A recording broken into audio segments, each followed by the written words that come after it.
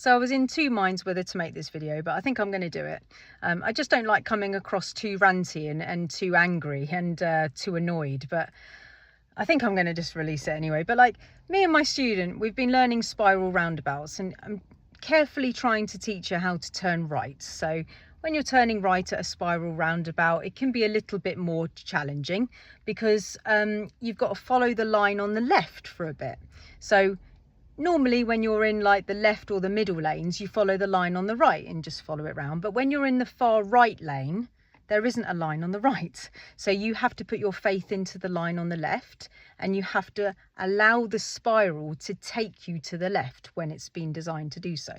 Sorry about my nails. Any nail techs thinking that it is awful. It's like coming off.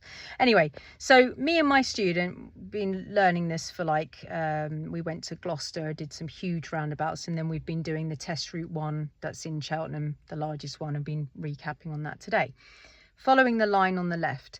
Now on the first time that we did this, we nearly had an accident because somebody crossed the lines in front of us, and it was so unbelievably close, right, that I had to grab the wheel, and all in a split second I had to check the mirrors, I had to grab the wheel and pull her to the left so we didn't crash into this person in front of us. So with the roundabout that we were using at the time, we were in the middle lane, and the other lane was where this woman was, and her lane had a traffic jam in it, which she suddenly just thought that she didn't like, and she decided to just pull into the middle lane. You know, no checks at all, no signal, no checks, no mirror work, nothing. Not even her passenger looked. Not one check. And we're in the middle lane coming. And I saw it happen, and she just totally committed. I checked everything, grabbed the wheel, pulled to the left. And we shouldn't be, we were beautifully in our lane, right? I didn't have time to use the horn for my student. It all happened really quickly. I just chose to move to the left. Now, this is dangerous because if something was on the left, we could have hit it as well. There was nothing on the left. I suppose I could have emergency stopped, but I didn't know what was. It all happened really fast at the time. Anyway, so that was really annoying on her last lesson. But then today's lesson, we're also turning right, but this time from the third lane, which was the maximum lane at this particular roundabout. And I'm teaching my student now to use the left lane line and follow the spiral to the middle lane, which is correct, and then follow it round once we're in the middle lane, following the line on the right. But then the person behind us didn't do the spiral, so he was in the middle lane, and then he tried to choose the middle lane again. So he crossed the line to the right, and again I saw it happen, and I had to move my student slightly to the right before he realised and then swerved back to the left. Guys, it's dangerous out there, man. Right, so when we went out, me and my student, when we went out the first time, my advice to my student was that even though we didn't do anything wrong, right, we were in the middle lane, and the person in the right hand lane suddenly didn't like her traffic jam, and she literally just pulled to our lane. Now, even though we are not at fault in any way, in the sense that we were in our lane beautifully and somebody just literally came into our lane to use it and just didn't even know we were there and nearly crashed into us, even though we didn't technically do anything wrong, I feel that our speed was a bit fast. And because these things can happen more so than we'd want to, I feel that even if we're in the correct lanes, even if we're doing the correct thing, I still feel like we need to be careful with our speed on these spiral roundabouts. Because if the public don't know how to do it, then we can see the problems earlier, and maybe we've got more chance of not having an accident with these people who don't know how to do a spiral roundabout. Perhaps if we're slower, we can see, we can anticipate, we can think, are they going to cross the lines? Yeah, maybe we can react in a different way. So when I saw her today, after this had happened to us, I said to my student, look, listen, I know that you didn't do anything wrong last time, but now you know that these people do these things. I do feel like we do need to slow down a little bit so we've got more time. Now her speed today was beautiful and I can't fault it. It was lovely. But the other person was going too fast. He was bombing it down there, absolutely bombing it down there. And even though we were beautifully using our lanes correctly, he was now going too fast. Now, I don't know whether he has a license. I don't know whether the car is stolen and he's joyriding. I don't know. I don't know whether he just didn't understand the roundabout.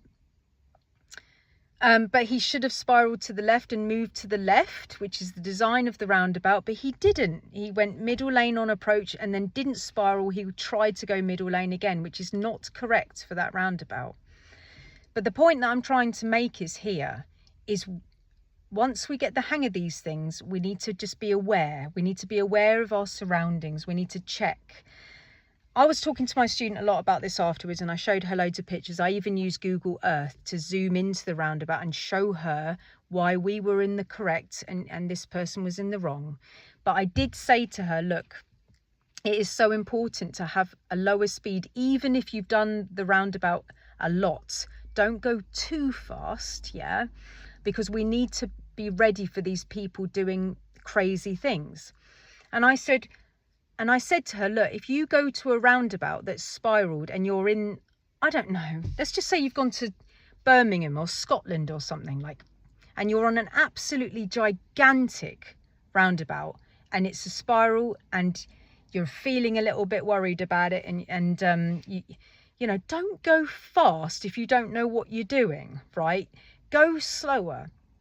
Because not only is this going to give you more time to read the signs and read the road markings, if you're really worried about it, going slower is almost like a beacon to other people for them to be careful around you as well. It's almost like you become sort of poisonous, you know. If you go slower, everybody will be like, that person doesn't know what they're doing. We better be careful with that person. So I'm not saying... Please don't get me wrong. I'm not saying like go so slowly that it's dangerous, but slow down. And then people around you will be like, I don't know whether that person knows what they're doing. So you almost become a bit poisonous and everyone like tries to just be careful and maybe they stagger themselves around you rather than being next to you. Yeah. If you're going incredibly fast into a situation that you don't even know what you're doing, the chance of crashing is so high, because if you cross the lines at speed when you don't know what you're doing and it's really busy, you're going to have an accident. Yeah, I mean, how could you possibly stop yourself in time? Crossing the lines is incredibly dangerous if you haven't checked properly. I know it's not illegal to cross the lines, but the chance of crashing if you haven't checked properly, crossing the lines into a lane that doesn't belong to you, it's so likely that you could have an accident if you don't do it properly, yeah? So I call it the postman Pat method. And the reason why I call it that is I bought a kid's book for my children, yeah? And it was postman Pat. You open the book and in it, it was made of cardboard. There was a carved out route, you know, like a carved out. And then you wind up the little postman Pat van and you put it on the little cardboard cutout, and then when you release it, it goes round the cardboard cutout because it's deep enough for you to go round. And spiral roundabouts remind me of that. When you're in your lane, stay in your lane. Yeah, I know that technically speaking, it's not illegal to leave your lane, but leaving your lane is incredibly dangerous. You know, you cross the line and you do it incorrectly without checking properly, you're going to crash, especially if it's busy. So I recommend that if you're in the wrong lane, I really recommend that you do the postman Pat method and just follow the lane out of the roundabout as it's designed to be, and go the wrong way safely, go to a side road, turn and try the roundabout again, look at the signs, look at the road markings, stay in your lane, do the postman Pat method, yeah?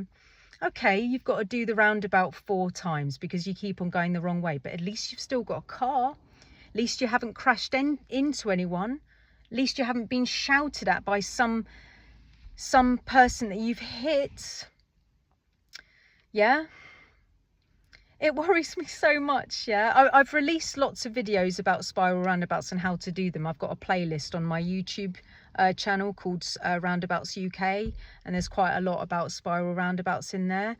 But go slower on approach. You know, every roundabout that you use is like a unique fingerprint. So it's not like you can really learn it from a book. You can't really, because every roundabout is unique. So you need to approach the roundabout, look at the sign, you know, look at the road name, look at the road number.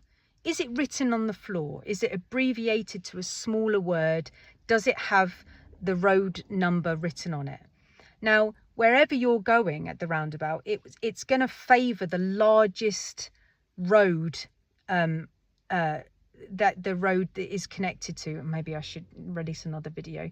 But basically, if you're going to Cheltenham, for example, if the M5 is that way, the road marking is going to favour the M5 because it's the biggest route. It's like the artery of the body. The M5 is blue. It's the biggest. Like, lots of people are going to go there. So it's so highly likely that that is going to be the favoured road marking on the floor. Look at the road markings. If Cheltenham is the third exit and you're going to Cheltenham and it's got the M5 on it, it's so likely that it says the M5, it's going to be written on the floor. So be constantly reassured that it says M5 on the floor. Follow it carefully. Careful of your speed, because the nutters, if they're pulling over all the lines, you need to have time to not crash into these crazy people who are crossing lines when they shouldn't. If you don't know what you're doing, don't go too fast. I hope that you have enough driving lessons to know what you're doing so you can be the people who are in the correct, do the postman pat method. If I could get my hands on you guys, like every single one of you, like you'd be doing the postman pat method. Honestly, for everybody's safety, you'd be doing the postman pat. Unless it's like 3 o'clock in the morning, you know, I really wouldn't cross the lines personally, but you know, it's up to you guys. I mean, if you can cross the lines totally safely, totally safely, then you're allowed to, but I really don't, I don't recommend it. If you're on your driving test and you've got a spiral roundabout and you're in the wrong lane, I strongly suggest that you go the wrong way. I really do, because you can't fail for going the wrong way, but my goodness, you could so fail for like crossing the lines badly, or you could crash. I think I'm going to stop there. I hope that it hasn't come across too ranty. I just really feel that it was just so close. You know, we've had really very close to accidents here the last 2 times that I've seen this student, and it's not even been my student's fault. I hope this hasn't come across too ranty. I do try to be upbeat on this channel, if you've been following it for a while. Thank you for being here, and I'll crack some jokes. Maybe I'll do a funny one tomorrow or something after this this moody one. Hope that you're all well, by the way, and yeah, I'll speak to you soon, guys. All right.